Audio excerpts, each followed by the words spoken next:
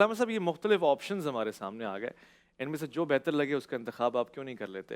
اسلام تو یہ سارے آپشنز دے رہا ہے، اس طرح سے بھی خلیفہ کا انتخاب ہو سکتا ہے، شورا بھی بیٹھ سکتی ہے، تو سب سے زیادہ مؤثر آج کے دور میں کون سا ہوگا؟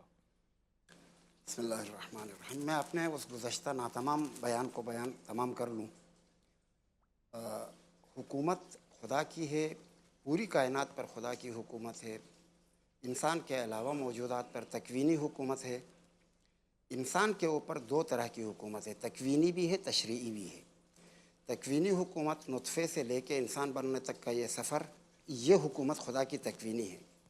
تشریعی یہ ہے کہ اللہ نے اسباب ہدایت فراہم کیا ہے، اب انسان کو حکم دیا ہے کہ ان اسباب ہدایت کو حاصل کرو اور اس کے مطابق چلو، تاکہ تم اب معنوی اعتبار سے بلندیوں کی طرف جاؤ گے۔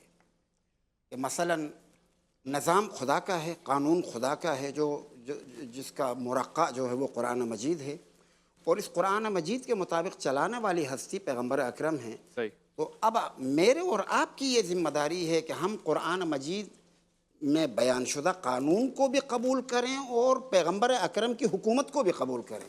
صحیح ہے۔ ٹھیک ہے۔ پیغمبر کے بعد کیا ہوگا؟ پیغمبر کے بعد مولانا صاحب نے 3-4 راہیں دکھا دی کہ مثلا شورا میں حضرت ابوبکر کا انتخاب کیا اور وہ ارباب حل و عقد تھے۔ شورا نے نہیں، اس وقت اجتماعی طور سے کل ارباب حل و عقد اجتماعی تو نہیں تھی، ارباب حل و عقد وہاں پر تھے۔ پورا مدینہ کہاں تھا وہاں پر؟ ثقیفہ اتنی بڑی جگہ نہیں ہے کہ جہاں پر پورا سب جمع ہوا۔ ارباب حل و عقد تھے، بعد میں تمام مسلمانوں نے بیعت کی۔ اچھا، یہ ایک۔ دوسرا کہا کہ دوسرے کا انتخاب نومینیشن ہے، خلیفہ اول نے خلیفہ دوم کو نومینیٹ کیا، اور خلیفہ دوم نے بعد میں اپنے بعد کے لیے ایک شورا بنا دیا، اور اس شورا کے مطابق، شورا نے جو فیصلہ کیا اس کے مطابق خلیفہ بن گیا۔ شورا کے بعد جو ہے اب کے بار جب حضرت امیر المومنین کی علی کی باری آ گئی تو وہاں پر پورا اجماع امت موجود ہے، پورا مسلمان سب جی دروازے تک آ گئے سب کے سب۔ جی ہاں۔ لیکن یہ سب باتیں تو تب ہوں گی نا جب خدا کی طرف سے کوئی روڈ میپ نہ ہو، کوئی رہنمائی کا، یعنی بات کے لیے کوئی تعین نہ ہو، پیغمبر کے بات کے لیے بالکل بلینک ہو، کچھ نہ ہو، تو یہ سب باتیں ٹھیک ہے۔ چونکہ یہ 4 خلفاء 4 طرح سے ہوئے ہیں، تو اب اس کے لیے ایک کیا کہتے ہیں میتھڈولوجی بنانے کی کوشش کی جا رہی ہے۔ 4 خلفاء 4 طرح سے ہوئے ہیں، تو 4 میتھڈولوجیز اب بنائی جا رہی ہیں۔ یا پھر یہ کہ 4 میتھڈولوجیز ہیں اور 4 آپشنز ہیں، ان میں سے جس طرح سے 4 خلفاء تک 4 آپشن اسلام نے آپ کو کہیں دیے نہیں ہیں، نہ قرآن میں نہ حدیث میں، کہیں نہیں ہے۔ سنت یہ خلفائے تو راشدین۔ ہوا، ہونے کے بعد اب اس کو میتھڈولوجی بنانے کی کوشش کر رہے ہیں۔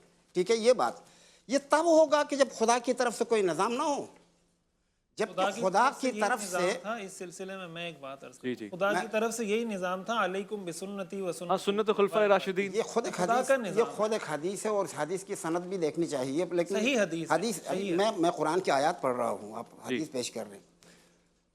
پیغمبر نے اپنے بات کے لیے بے حکم خدا ایسی شخصیت کا انتخاب کیا کہ جو پیغمبر کی طرح تھے۔ اچھا، پیغمبر کی طرح کس لیے کہہ رہا ہوں؟ وہ آئے مباہلہ میں انفسنا و انفسکم میں نفس رسول آپ کو بتایا گیا ہے، اور اسی طرح سے غزوہ تبوک میں جب حضرت امیر المومنین نے شرکت نہیں کی تو یعنی شرکت سے روکا گیا، تو یہ آپ کے لیے ناگوار گزرا اور آپ نے ناپسندگی کا اظہار کیا۔ تو رسول اللہ نے فرمایا اما ترضی یا علی انت منی بمنزلۃ ہارون من موسیٰ الا انہ لا نبی بعدی۔ تو یہ خود حدیث کہ انت منی بمنزلۃ ہارون من موسیٰ، جب موسیٰ امت کو چھوڑ کے کوہ طور پہ گئے تھے اور رہنمائی کے لیے اپنے بعد ہارون کو معین کیا تھا، اسی طرح سے آپ کی حیثیت میرے بعد ہارون کی طرح سے ہے۔ جب میں نہیں ہوں گا تو آپ لیڈ کریں گے۔ اس جنگ میں بھی چونکہ پیغمبر خود گئے تھے تبوک میں اور مدینہ خالی تھا، تو ان کی جگہ پر لیڈ کرنے کے لیے امیر المومنین کو چھوڑ دیا تھا، یہ جگہ خالی نہ ہو، یعنی رہنمائی کی جگہ خالی نہ ہو۔ تو امیر المومنین، اچھا یہ حدیث کہ علی انت ولی انت ولی انت ولی کل مؤمن و مؤمنہ، یہ تعبیر، یا علی ولی بعدی، یہ تعبیر، اس طرح کی تعبیریں بہت زیادہ ہیں کثرت کے ساتھ۔ اچھا، قرآن مجید میں औलिया की भी बात है, इताअत की भी बात है, सही। खूब गौर करें। जो वली हैं, जो हाकिम हैं, उन्हीं की इताअत फ़र्ज़ भी करार दे दी गई है।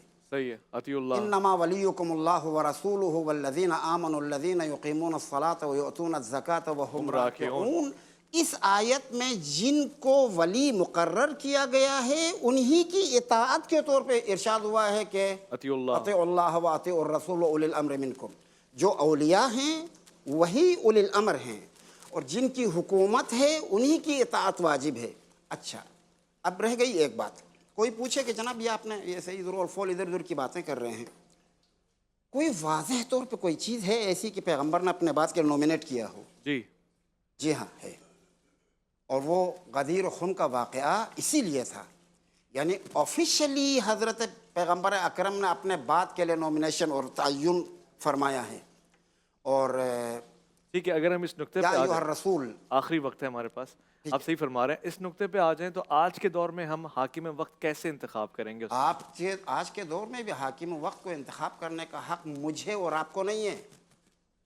आज के दौर में भी हमारे नुक्ते नज़र से हाकिम वक्त हज़रत हुज्जत हैं और उनकी अदम मौजूदगी में उनकी इजाज़त से उनकी जिनको परमिशन होगी उनको हुकूमत करने का हक़ है, जिसको वली फ़क़ीह कहते हैं। विलायत फ़क़ीह का नज़रिया इसी बुनियाद पर है। उसका इंतखाब तो हम करेंगे ना जो वली फ़क़ीह होगा, वली गोया वो हाकिम ही हुआ। खुसूसियात उनके अंदर होंगी और उम्मत उसे कबूल करे। बस अगर कबूल करे तो हुकूमत तश्कील पाएगी। यही अर्ज़ तो हम पहले खलीफा के लिए भी कह रहे थे ना कि निज़ाम ऐसा ही होना चाहिए जिसको उम्मत कबूल करे। यानी वो कह रहे थे कि तुम में से अगर उसमें वो चीज़ें हों कि यानी जो पैगंबर अकरम या जो भी साहिब इख्तियार हैं उसने उसको नॉमिनेट किया हो, यहाँ नॉमिनेशन है इमाम ज़मान की तरफ से, लेकिन उम्मत कबूल करे।